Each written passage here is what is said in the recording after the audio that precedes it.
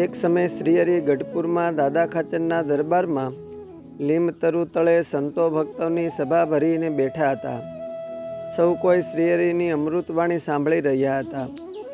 આ વખતે વાંકડી મૂછો, તેજસ્વી કપાળ, સાદો મુસલમાની પોશાક, કેડે તલવાર, એક કાંઠાળો યુવાન આવીને શ્રીહરિને આઘેરાકથી સલામ કરીને ઊભો રહ્યો.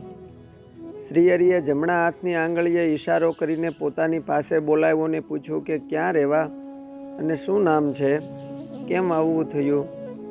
આ સાંભળીને નમ્ર ભાવે યુવાન બોલ્યો કે બાપુ, ગામ સાવરકુંડલા અને મારું નામ મિયાજી છે. કાંક નોકરી સારું નીકળો છું. આ ગામમાં આવતા મને દિલમાં શાતા વળી છે. મને તમે અહીં કામે રાખો. હું ઘોડશાળની પરવરિશ કરીશ કે કેશો તો ખેતી કામને વાંસી દુઈ વાળીશ. શ્રીહરિએ પૂર્વજન્મના મુમુક્ષને ઓળખીને પૂછ્યું કે શું મહેનતાણું લેશો. ત્યારે મિયાજી કહે કે તમે જે દેશો એ મને કબૂલ છે. મારે પરિવારમાં એક ઘરડી માતા છે જે મજૂરી કે પારકા ઘરકામ કરીને ગુજરાન કરે છે. અટાણ લગણ એણે બિચારીએ ઘણો ઢસરડો કરીને મને મોટો કર્યો છે. હવે એને બોજો ઉતરે એટલે જાતે રોટલો રળવા નિસરો છું. સાંભળ્યું છે કે આપ પર્વત દિગાર છો તો આપ મને અપનાવશો, એમ જાણીને અહીં આવ્યો છું. શ્રીહરિએ એમને રાજી થઈને રતનજી, ગુમાનજી વગેરે સૌ પાર્ષદો સાથે દાદાના દરબારગઢમાં રાખ્યા. જે કાંઈ કામકાજ સોંપે એ કાંઈ પણ અહંકાર વગર કરે અને પોતાના મળતાવડા સ્વભાવ, ખંત અને વિનયથી સૌના મન જીતી લીધા. નવરાશના સમયે મુક્તાનંદ સ્વામી વગેરે સૌ મોટેરા સંતો પાસે બેસીને શ્રીહરિના મહિમાની વાતો સાંભળે. પોતે અતિ શૂરવીર હોય શ્રીહરિ જ્યારે દેશાંતરમાં વિચરણમાં નિસરે ત્યારે વીર ભગુજી, રતનજી વગેરે સૌ સાથે એમને પણ લઈ જતા. શ્રીહરિ દરબારગઢમાં સભાઓ કરે કે લક્ષ્મણવાડીએ પધારે ત્યારે મોટા મોટા ઢોલિયાઓ ફેરવી પાથરણા, મોદિયા વગેરે પાથરીને એમની યથાયોગ્ય બેઠક કરવી વગેરે કામ તેઓ અતિ ખંતથી કરતા. મિયાજીની નિર્માનીપણે સેવાથી રાજી થઈને શ્રીહરિએ ગઢડા મધ્ય પ્રકરણના 41મા વચનામૃતમાં એમને વખાણતા કહ્યું છે કે માન વિના કેવળ ભગવાનની પ્રસન્નતાને અર્થે ભગવાનની ભક્તિ તો રતનજી અને મિયાજી જેવા કોઈક જ કરતા હશે. આમ મિયાજીએ એમના વિનય, સદ્ગુણો અને સેવાએ ટૂંક સમયમાં સૌને રાજી કરી લીધા. એક વખતે શ્રીહરિ સર્વે સંતો ભક્તો સાથે સાવરકુંડલા પધાર્યા હતા ને નાવલી નદીમાં સભા થઈ હતી. એ વખતે એક વયોવૃદ્ધ ડોશી લાકડીના ટેકે સભામાં આવ્યા એટલે શ્રીહરિએ પાર્ષદોને આજ્ઞા કરીને પોતા પાસે બોલાવ્યા. મહારાજે તેમને પૂછ્યું કે તમે અમારા ભગત મિયાજીના માતા છો ને? ડોશીમાએ કહ્યું કે હા, પણ તમને કેમ ખબર પડી? મંદ મંદ હસતા શ્રીહરિ કહે કે માજી, અમને તો બધી ખબર પડે. ડોશી કહે કે હા એ સાચું, પણ મારો મિયો તમારી પાસે આવ્યો છે તો એ ક્યાં છે? ત્યારે મહારાજે ડોશીમાને પોતાની પાછળ પાર્ષદ વેશે ઊભેલા મિયાજીને દેખાડ્યા. ડોશીમાએ કહ્યું કે અરે રે, મારા દીકરાને તો તમે ફકીર બાવો બનાવી દીધો.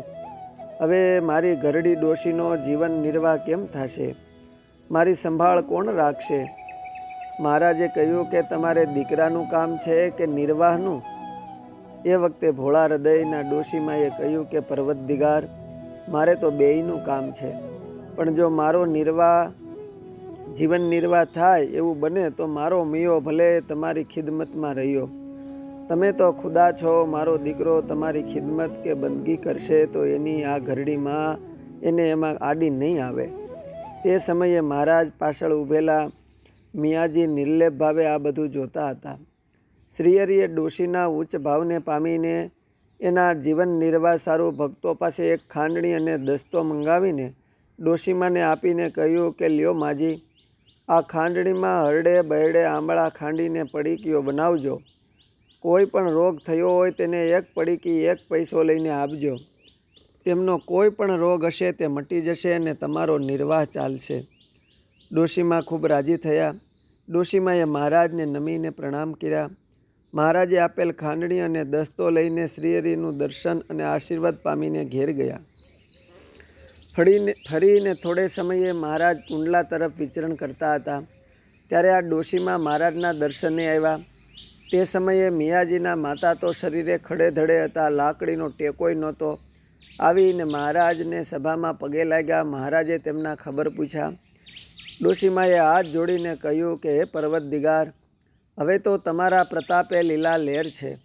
હવે તો હું ખૂબ સુખી છું. દવા ખાંડવા અને પડીકીઓ બનાવવા એક બાઈને કામે રાખી છે. દવાની પડીકીઓ લેવા અનેક માણસો આવે છે. એ સર્વેને હું તમારું નામ લઈ લઈને એક એક પૈસામાં એક એક પડીકી આપું છું. હવે તો મને નખમાય રોગ નથી. હવે તો હું ઘોડા જેવી હડિયું કાઢું છું. હવે ભલે મારો મૈયો તમારી સેવામાં કાયમ રહ્યો. શ્રીજી મહારાજ ખૂબ રાજી થયા અને હસીને કહ્યું કે તમે હવે આખી જિંદગી આવા અને આવા સાજા રહેશો. આમ અભયવર શ્રીહરિ પાસેથી પામ્યા. પાર્ષદ મિયાજી શ્રીજી મહારાજની ગાડી ચલાવતા. વડતાલ મંદિરમાં લક્ષ્મીનારાયણ દેવ આદિ દેવોની પ્રતિષ્ઠા વિધિ વખતે જતાં મુક્તાનંદ સ્વામીનો હાથ ભાંગી જતાં સ્વામી કમિયાળા રોકાયા હતા.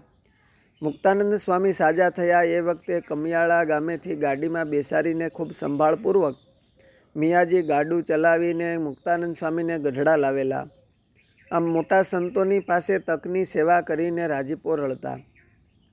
નિષ્કુળાનંદ સ્વામીએ ભક્ત ચિંતામણી પ્રકરણ 112ની 22-23મી પંક્તિમાં ગઢપુરના શ્રીજી મહારાજના અંગભૂત પાર્ષદ મિયાજીને ચિંતવતા લખ્યું છે કે રાઠોડાદી પ્રભુજીના દાસ, લાલો બોદર બે પ્રભુ પાસ, મિયા કરી મરયો હસન, રાજા ભૂલા ના થા દિયવન, એહ રહે છે પ્રભુજી પાસ, સર્વે તોડી જગતની આશ, એહ સાંખ્ય યોગી સહુજન, ભાવે કરે હરિનું ભજન. અસ્તુ. જય સ્વામિનારાયણ. શ્રી ભક્ત ચિંતામણીના મુક્તોના ચિંતન.